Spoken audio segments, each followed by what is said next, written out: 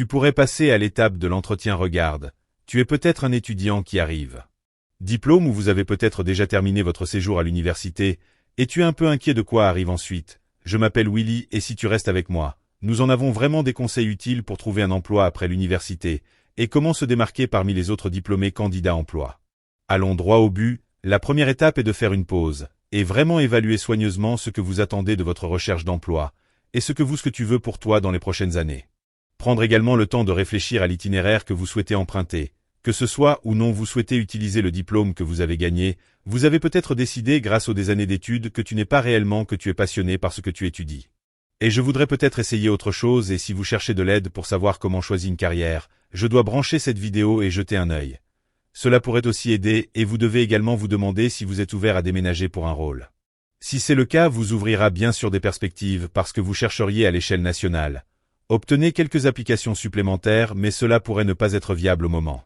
Le moment donc c'est quelque chose dont tu as besoin. Réfléchissez bien également à autoriser suffisamment de temps pour réfléchir, tout est très important comme ça. Aide votre travail.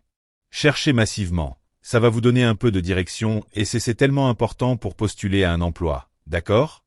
Nous avons pris du temps pour vraiment en apprendre davantage sur nous-mêmes et sur ce que nous sommes.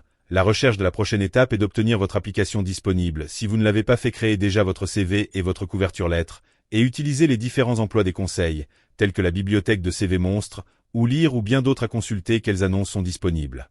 Un bon conseil est vous inscrire à des forums étudiants ou divers groupes sur les réseaux sociaux tels que Facebook Group qui présenteront des diplômés des postes qui pourraient vous intéresser. Vous souhaiterez peut-être tenir un journal de tous les postes vacants pour lesquels vous avez vu cela, les postes vacants auxquels vous avez postulé, etc.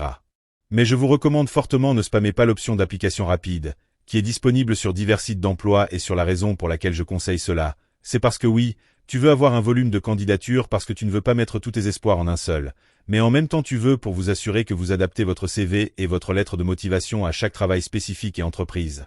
Je sais que c'est la couture ennuyeux, je sais que c'est un travail supplémentaire pour les jambes, mais je peux t'assurer que ça te fera tenir debout car le recrutement des diplômés est évidemment très compétitif en adaptant votre CV et votre lettre de motivation à chaque entreprise ou chaque organisation que vous exprimez votre intérêt vous permettra de vous démarquer.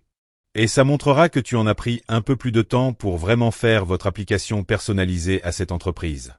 Et cela sera apprécié par beaucoup. Les candidats enverront simplement du spam rapidement postulé. Ils peuvent même oublier de le faire mettre à jour son CV et le rendre pertinent pour l'entreprise pour laquelle ils postulent. Agence de recrutement. Plus tard. Ok. Alors nous avons commencé à en avoir les applications disponibles. Il est maintenant temps de compléter votre recherche d'emploi pour s'inscrire auprès des agences de recrutement.